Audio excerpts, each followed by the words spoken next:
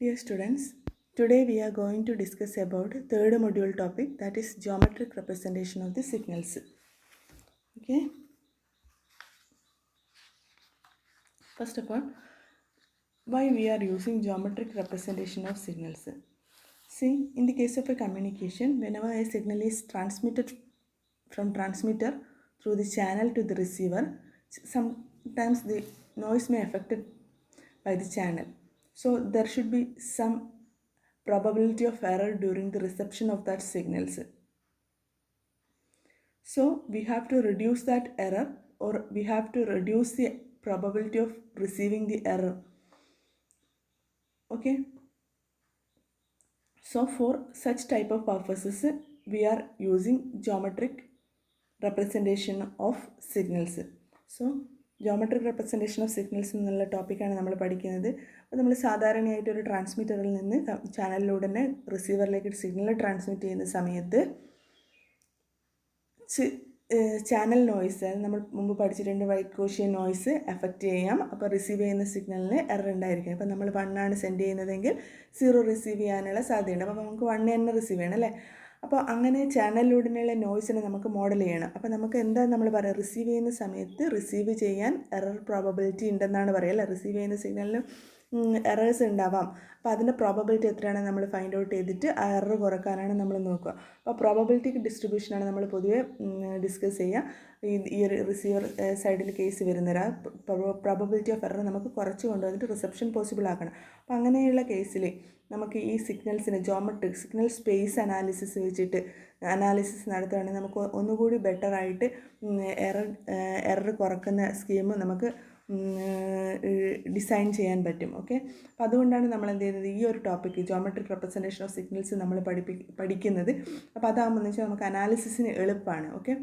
അപ്പോൾ അതിൻ്റെ കേസിലാണെന്ന് വെച്ച് കഴിഞ്ഞാൽ നമ്മൾ we will be taking M signals, energy signals, and usually we are representing the signal with SI of t, S suffix I of t എന്നാണ് ഉദ്ദേശിക്കുന്നത്. So here we represent a set of M energy signals SI of t as the linear combination of n orthonormal basis functions. So orthonormal basis function ആയ n orthonormal basis function എടുക്കും. അതിനെ പൊതുവെ phi1 of t, phi2 of t, etc. up to phi n of t എന്നാണ് നമ്മൾ represent ചെയ്യുന്നത്. നമ്മൾ matched ഫിൽറ്ററിൽ നമ്മൾ അങ്ങനെയുള്ള ഓർത്തോനോർമൽ ഫംഗ്ഷൻ്റെ നൊട്ടേഷൻ കണ്ടതാണ്. ഓക്കെ. അപ്പോൾ അങ്ങനെയുള്ള n ഓർത്തോനോർമൽ ഫംഗ്ഷൻസ് എടുക്കും. അപ്പോൾ നമ്മൾ ട്രാൻസ്മിറ്റ് ചെയ്യുന്ന സിഗ്നൽ SI of t ആണ്. ആ SI of tയെ നമ്മൾ എന്ത് ചെയ്യും, ഈ ഓർത്തോനോർമൽ ഫംഗ്ഷൻസിൻ്റെ ലീനിയർ കോമ്പിനേഷനായിട്ട് എഴുതുകയാണ് ചെയ്യുന്നത്. ഓക്കെ. അപ്പോൾ എന്താണ് ഓർത്തോനോർമൽ എന്നൊക്കെ നിങ്ങൾ മാത്സിൽ പഠിച്ചിട്ടായിരിക്കും. ഓർത്തോനോർമൽ ആയിരിക്കും എന്ന് പറഞ്ഞാൽ 2 വെക്ടേഴ്സ്, പൊതുവെ നമ്മൾ സിഗ്നൽ സ്പേസ് എടുക്കുമ്പോൾ വെക്ടേഴ്സ് എന്നാണ് പറയുക സിഗ്നൽസിൻ്റെ ഓരോ കമ്പോണൻസിൻ്റെയും. അങ്ങനെയുള്ള 2 വെക്ടേഴ്സ് തമ്മിൽ ഓർത്തോ നോർമൽ ആവണമെങ്കിൽ ആ വെക്ടേഴ്സിന് എന്തായിരിക്കണം, യൂണിറ്റ് ലെങ്ത്തും ആയിരിക്കണം, അതുപോലെ തന്നെ അത് ഓർത്തോഗണലായിരിക്കണം. ഓർത്തോഗണൽ എന്ന് പറഞ്ഞാൽ എന്താണ്, പെർപെൻഡിക്കുലർ ടു ഈച്ച് അതറാണ്. ഓക്കെ. പിന്നെ ബേസിസിൻ്റെ ഡെഫിനിഷൻ നിങ്ങൾ പഠിച്ചാൽ ഓർത്തോ നോർമൽ ബേസിസ് ഫംഗ്ഷൻ എന്നാണ് പറയുക. phi1 of t, phi2 of t എന്ന് പറയുന്നത്. ഇപ്പോൾ ബേസിസ് ഫംഗ്ഷൻ എന്ന് പറഞ്ഞു കഴിഞ്ഞാൽ എന്താ ഉദ്ദേശിക്കുന്നത്, it is A set of linearly independent vectors and every vector in the vector space is linearly dependent of these vectors. അപ്പോൾ ബേസിസ് ഫോം ചെയ്യുന്നത് ഇൻഡിപെൻഡൻറ്റ് വെക്ടേഴ്സ് ആണ്. ബേസിസ് എന്ന് പറയുന്ന ഒരു സെറ്റ് ഫോം ചെയ്യുന്നത്. ആ സെറ്റിലുള്ള തന്നെ അതർ വെക്ടേഴ്സിന് എന്ത് പറ്റും, ആ സിഗ്നൽ സ്പേസിലുള്ള വെക്ടർ സ്പേസിലുള്ള അതർ വെക്ടേഴ്സിനെ നമുക്ക് ഈ ഇൻഡിപെൻഡൻറ്റ് വെക്ടർ വെച്ചിട്ട് റെപ്രസെൻറ്റ് ചെയ്യാൻ പറ്റും. അതുകൊണ്ടാണ് അതിനെന്ത് പറയുന്നത്, ബേസിസ് എന്ന് പറയുന്നത്. ഇൻഡിപെൻഡൻ്റ് ആയിട്ടുള്ള വെക്ടേഴ്സിൻ്റെ ഒരു ഗ്രൂപ്പാണ് ബേസിസ് എന്ന് പറയുന്നത്, ഒരു സെറ്റാണ് ബേസിസ് എന്ന് പറയുന്നത്. അപ്പോൾ ആ ഇൻഡിപെൻഡൻറ്റ് വെക്ടേഴ്സ് വെച്ചിട്ട് നമുക്ക് വെക്ടർ സ്പേസിലുള്ള ബാക്കി വെക്ടേഴ്സിനെ റെപ്രസെൻറ്റ് ചെയ്യാൻ പറ്റും. ഓക്കെ. അപ്പോൾ ഇത്രയാണ് ബേസിക് ആയിട്ടുള്ള കാര്യങ്ങൾ എന്ന് പറഞ്ഞാൽ ഓർത്തോ നോർമൽ ബേസിസ് ഫംഗ്ഷൻ പറയാൻ വേണ്ടിയിട്ടാണ് അത് പറഞ്ഞത്. ഓക്കെ. അപ്പോൾ നമ്മൾ എക്സാമിന് എഴുതുമ്പോൾ നമ്മൾ സ്റ്റാർട്ട് ചെയ്യുന്നത് given A set of real valued signals S1 of t, S2 of t, SM of t. Here 1 2 M എന്ന് പറയുന്നത് സഫിക്സ് ആയിട്ട് എഴുതണം, ഞാൻ സ്പെല്ലിംഗ് മിസ്റ്റേക്ക് വന്നതാണ്. Okay. Given a set of real valued function S suffix 1 of t, S2 of t, etc. up to Sm of t, each of duration capital T seconds, and in that we can write each signal, that is Si of t can be represented as it is Si of t. Si of t can be represented as Si of t is equal to sigma j equal to 1 to n Sij into phi j of t. അപ്പോൾ നമ്മൾ ആദ്യം പറഞ്ഞതുപോലെയാണ് ഓരോ സിഗ്നലിനെയും നമുക്ക് എങ്ങനെ represent ചെയ്യാം, ആ സിഗ്നലിനെ അതിൻ്റെ ഓർത്തോനോർമൽ ബേസിസ് ഫംഗ്ഷനുമായിട്ട് മൾട്ടിപ്ലൈ ചെയ്തിട്ടുള്ളതായിട്ട് റെപ്രസെൻറ്റ് ചെയ്യുക. അപ്പോൾ ഇവിടെ SI എന്ന് പറയുന്നത് എങ്ങനെ എഴുതാം? SIJയുടെയും 5Jയുടെയും പ്രൊഡക്റ്റാണ്. അത് ഒരു സമ്മേഷൻ, ഒരുപാട് പ്രാവശ്യം പ്രൊഡക്റ്റ് നമ്മൾ എടുക്കുന്നതിൻ്റെ ആ പ്രൊഡക്റ്റിനുള്ള സം ചെയ്യാണ് ചെയ്യുന്നത്. അപ്പോൾ അതിന് ഇൻ്റർവെല്ലാണ് തന്നിരിക്കുന്നത് J = 1 to N. N എന്ന് പറയുന്നത് എത്രത്തോളം ഓർത്തോനോർമൽ ബേസിസ് ഫംഗ്ഷൻ ഉണ്ട് എന്ന് കാണിക്കുക. അതായത് 5(1), 5(2) എക്സെട്രാ അപ് ടു 5N വരെ ഉണ്ടാവും. J എന്ന് പറയുന്നത് 1 to etcetera up to M ആണ്. പൊതുവേ N < M ആയിരിക്കും. ഓക്കെ, ഓർത്തോനോർമൽ ബേസിസ് ഫംഗ്ഷൻ എന്ന് പറഞ്ഞു കഴിഞ്ഞാൽ രണ്ടും പെർപെൻഡിക്കുലർ ആയിരിക്കും. അപ്പോൾ നമ്മളിപ്പോൾ എക്സും വൈയും പ്ലെയിൻ ആണ് എടുക്കുന്നതെങ്കിൽ രണ്ട് ഓർത്തോനോർമൽ ബേസിസ് ഫംഗ്ഷനാണ്. ഒന്ന് X ഡയറക്ഷനിലെ, ഒന്ന് Y ഡയറക്ഷനിലെ. അപ്പോൾ പൊതുവെ N എന്തായിരിക്കും? M-നേക്കാളും കുറവായിരിക്കും. M എന്ന് പറയുന്നത് നമ്പർ ഓഫ് സിഗ്നൽ വെക്ടേഴ്സാണ് ഉദ്ദേശിക്കുന്നത്. Okay, capital M. അപ്പോൾ അതിന് നമുക്ക് എങ്ങനെ എഴുതാമെന്ന് വെച്ച് കഴിഞ്ഞാൽ ഇതിൻ്റെ ഡ്യൂറേഷൻ, ടിയുടെ ഡ്യൂറേഷൻ എങ്ങനെ? 0 < T < ക്യാപിറ്റൽ T. അത് നമ്മളിവിടെ പറഞ്ഞു ഓരോ സിഗ്നലിൻ്റെ ഡ്യൂറേഷൻ T ആണെന്ന്. I എന്ന് പറയുന്നത് 1 to etcetera up to M ആണ്. എത്രത്തോളം SI ഉണ്ടെന്ന് നോക്കുന്നത്, എത്രത്തോളം ഇൻപുട്ട് സിഗ്നൽ വെക്ടർ ഉണ്ടെന്ന് നോക്കുന്നത്. And here we can represent here SIJ is A quotient. 5J എന്ന് പറയുന്നത് ഓർത്തോനോർമൽ ബേസിസ് ഫംഗ്ഷനാണ് റെപ്രസെൻറ്റ്. അപ്പോൾ അതിൻ്റെ കോഷ്യൻ്റാണ് SIJ. അപ്പോൾ ആ കോഷ്യൻ്റ് SIJനെ നമുക്ക് എങ്ങനെ എഴുതാം? Integral 0 to T SI(T) × 5J(T). I എന്ന് പറയുന്നത് എന്താണ്? 1 to etcetera up to M ആണ്. J എന്ന് പറയുന്നത് 1 to etcetera up to N ആണ്. Always N will be less than M ആയിരിക്കും. Now, real valued basis functions, orthonormal basis functions, 5(1)(T), 5(2)(T), etc. up to 5(n)(T) are orthonormal. And here orthonormal means that orthonormal എന്ന് പറയുമ്പോൾ നമുക്ക് എങ്ങനെ എഴുതാം? Integral of 0 to T 5i(T) into 5j(T) dt equal to delta ij, that is equal to, its value will be either 1 or 0. It will become 1 whenever I equal to j. It will become 0 whenever I not equal to j. അപ്പോൾ orthonormal basis function ആവണമെങ്കിൽ എന്താണ്? ആ basis ഫംഗ്ഷൻ്റെ അകത്തുള്ള രണ്ടെണ്ണത്തിൻ്റെ multiply ചെയ്തിട്ട് integration എടുത്തു കഴിഞ്ഞാൽ അതിൻ്റെ value ഒന്നുകിൽ 1 ആയിരിക്കാം, അല്ലെങ്കിൽ ഒന്നുകിൽ എന്തായിരിക്കാം? 0 ആയിരിക്കാം. 1 എപ്പോഴാണ് ആവുന്നത്? I = J ആവുന്നേരാണ് 1 ആവുന്നത്. 0 എപ്പോഴാണ്? I not equal to J ആവുന്നേരം. അതായത് I = J എന്ന് പറയുമ്പോൾ എന്താണ്? ഇത് രണ്ടും ഈക്വൽ ആണെന്നല്ല. 5(1)(T) × 5(2)(T) തന്നെയാവില്ലേ I = J ആകുമ്പോൾ. അപ്പോൾ അതിൻ്റെ ഉദ്ദേശിക്കുന്നത് ഡോട്ട് പ്രോഡക്റ്റ് എടുക്കുന്നതിന് തുല്യമാണ് അല്ലേ? അപ്പോൾ അതെന്തായിരിക്കും? 1 ആയിരിക്കും ഇപ്പോൾ ഓർത്തോനോർമൽ ബേസിസ് ഫംഗ്ഷൻ ആകുമ്പോൾ. അല്ലെങ്കിൽ അത് ഡിഫറെൻ്റ് ആകുമ്പോൾ അതിൻ്റെ വാല്യൂ എത്രയായിരിക്കും? ഇതിൻ്റെ രണ്ടിൻ്റെ പ്രൊഡക്റ്റിൻ്റെ വാല്യൂ 0 ആയിരിക്കും. ഓക്കെ,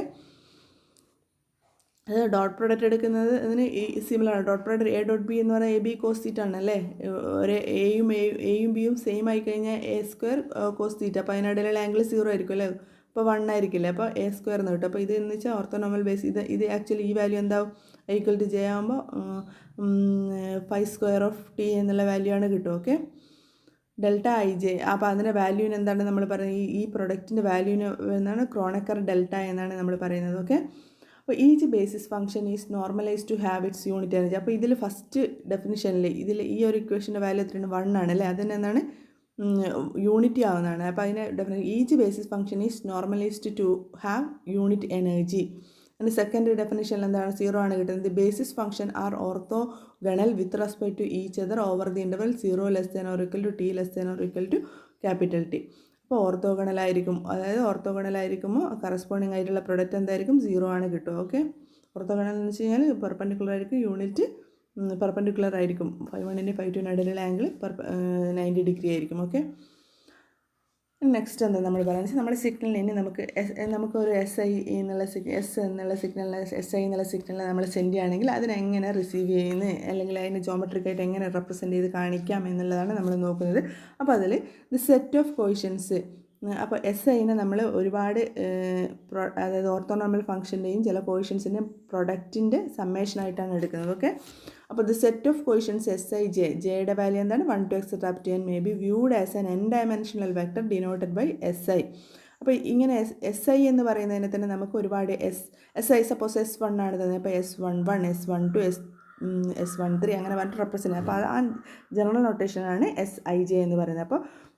അപ്പോൾ ഒരു n-dimensional വെക്ടറായ SIനെ നമുക്ക് എന്ത് എഴുതാമെന്ന് വെച്ച് കഴിഞ്ഞാൽ ഈ സെറ്റ് ഓഫ് കോഷ്യൻസിൻ്റെ ടേമിൽ എഴുതാൻ പറ്റുമെന്നാണ് പറയുന്നത്. Okay, the vector SI has A 1-to-1 relationship with transmitted signal SI(T). അത് നമുക്ക് ഡയഗ്രാമാറ്റിക്കലി കാണിക്കാം. അപ്പോൾ അതിൽ ഫസ്റ്റ് സ്റ്റെപ്പിൽ എന്താ ചെയ്യുന്നതെന്ന് വെച്ചാൽ ഈ ഒരു ജോമെട്രി റെപ്രസെൻറ്റേഷനിൽ ഒരു അനലൈസറും അതുപോലെ തന്നെ ഒരു സിന്തസൈസർ റെപ്രസെൻറ്റേഷനിലാണ് നമ്മൾ യൂസ് ചെയ്യുന്നത്. അപ്പോൾ അനലൈസറിന് ഒരു ബ്ലോക്ക് ഡയഗ്രൗണ്ട് ആയിരിക്കും, സിന്തസൈസറിന് ഒരു block diagram. Okay, given the n elements of the vector SI operating as input, The scheme shown in figure A can be used to generate the signal Si of t. It consists of a group of n multipliers. Here each multiplier has its own basis functions followed by a summer.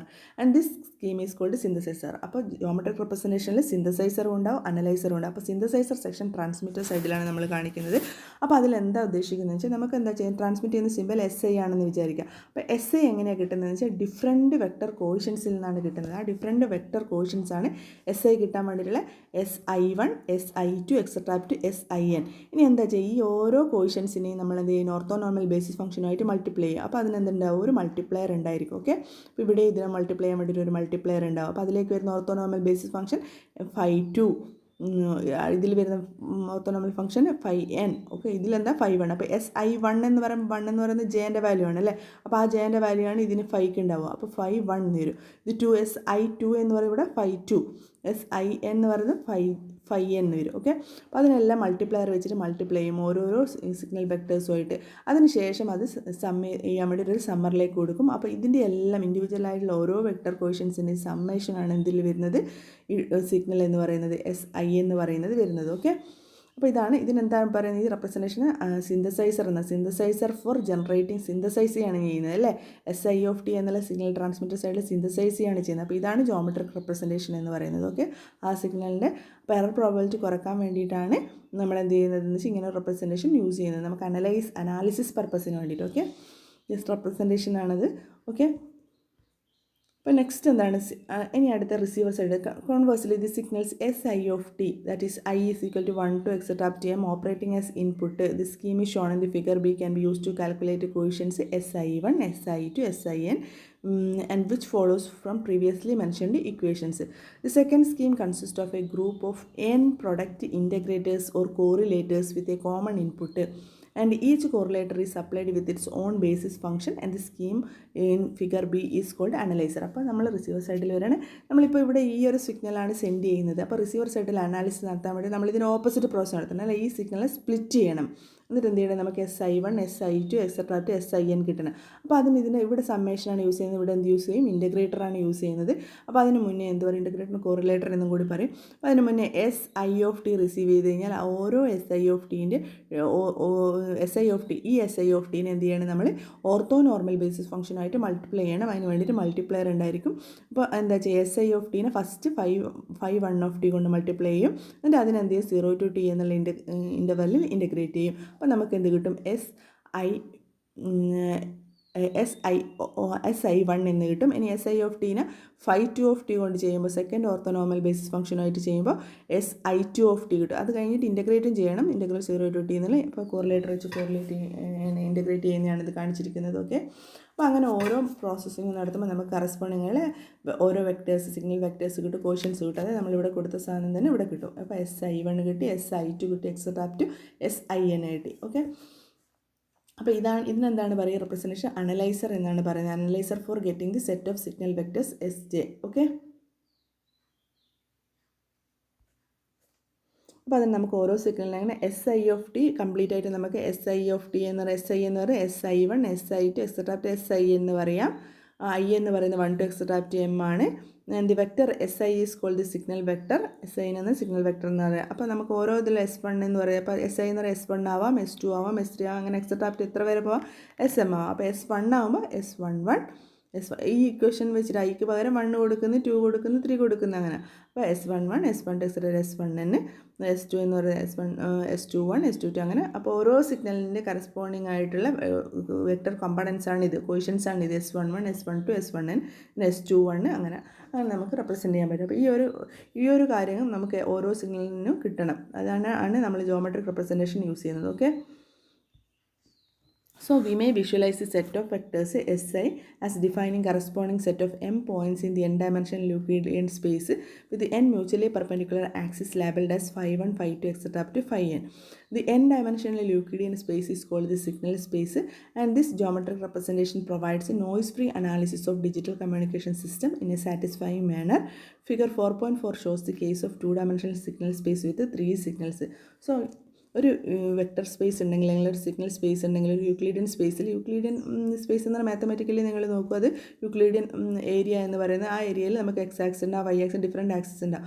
അപ്പോൾ അതൊരു signal space ആയിട്ട് നമുക്ക് എടുക്കുകയാണെങ്കിൽ അതിലുള്ള different orthonormal basis ഫംഗ്ഷനാണ് 5 1 5 2 etcetera up to 5n എന്ന് പറയുന്നതെന്ന് വിചാരിക്കുക. അതായത് ഇതെല്ലാം എന്താണ് മ്യൂച്വലി പെർപെൻഡിക്കുലർ ആക്സിസ് ആയിരിക്കും. ഓക്കെ, അതിൽ ഉള്ള ഓരോ വെക്ടേഴ്സിനെയും നമുക്ക് റെപ്രസെൻറ്റ് ചെയ്യാൻ പറ്റുമെന്നാണ് ഈ ഒരു ഫംഗ്ഷൻ്റെയും ഈ ഒരു ഫംഗ്ഷൻ്റെ പ്രൊഡക്റ്റായിട്ട് എഴുതിയിട്ട് നമുക്ക് സിഗ്നൽസിനെ റെപ്രസെൻറ്റ് ചെയ്യാൻ കഴിയുമെന്നാണ് സിഗ്നൽ സ്പേസ് അനാലിസിസിൽ പറയുന്നത്. ഓക്കെ, അപ്പോൾ ജോമെട്രിക് റെപ്രസെൻറ്റേഷൻ നമ്മളെന്താ ചെയ്യുന്നത്, ഒരു സിഗ്നൽ എടുക്കുകയാണെങ്കിൽ ആ സിഗ്നൽ കോമ്പണൻറ്റിനെ എന്ത് ചെയ്യും, അതിൻ്റെ ഓർത്തോനോമൽ ബേസിസ് ഫംഗ്ഷനുമായിട്ട് മൾട്ടിപ്ലൈ ചെയ്തെടുത്തിട്ടാണ് അതിനെ അനാലിസിസ് ചെയ്യുന്നത്. അപ്പോൾ നമുക്ക് അനാലിസിസ് പർപ്പസിന് എന്തൊക്കെ വേണം, ഒരു ഓർത്തോനോമൽ ബേസിസ് ഫംഗ്ഷൻ ഉണ്ടായിരിക്കണം. അപ്പോൾ അതിനൊരു എക്സാമ്പിളായിട്ട് സപ്പോസ് ഒരു 2 ഡയമെൻഷണൽ സിഗ്നൽ സ്പേസ് ആണെന്ന് എടുക്കുക. അപ്പോൾ അതിൽ 2 ഓർത്തോനോമൽ ബേസിസ് ഫംഗ്ഷൻ ഉണ്ടാകും, 5 1 5 2 ഉണ്ടാവും. അത് മ്യൂച്വലി പെർപെൻഡിക്കുലർ ആക്സിസ് ആയിരിക്കും, അത് ഒന്ന് എക്സ് ആക്സിസും ഒന്ന് വൈ ആക്സിസ് ആയിരിക്കും. ഇനി m = 3 എന്നാണ് പറയുന്നത് ഇരിക്കുക. ഓക്കെ, m = 3 സിഗ്നൽസ് ഉണ്ടെന്നാണ് അതിന് ഉദ്ദേശിക്കുന്നത്. അപ്പോൾ അത് ഇവിടെ ജസ്റ്റ് കാണിച്ചു തന്നുള്ളൂ. S1 ഒരു സിഗ്നൽ എഴുതി, ഒരു സിഗ്നൽ ഇവിടെ, ഒരു സിഗ്നൽ ഇവിടെ 5 1 5 2 എക്സും വൈ ആക്സിസിലായിട്ട് കാണിച്ചിട്ടുണ്ട്. അത് പെർപെൻഡിക്കുലർ ടു ഈച്ച് അതാണ്. അപ്പോൾ n = 2ഉം m = 3 ആണ് ഇവിടെ. n always less than or equal to m ആയിരിക്കും. Okay, so that's all about this geometric representation of the signals. അപ്പോൾ ഇതിൽ ഇമ്പോർട്ടൻ്റ് ആയിട്ടുള്ളതെന്ന് വെച്ച് കഴിഞ്ഞാൽ സിന്തസൈസറും അനലൈസറും വരക്കുക എന്നുള്ളതാണ്. പിന്നെ ഒരു സിഗ്നലിനെ സ്പ്ലിറ്റ് ചെയ്തിട്ട് അതിന് വെക്ടേഴ്സായിട്ട് കാണിക്കുന്നതും ഓർത്ത് വെക്കുക. Okay, that's all about this topic. Thank you.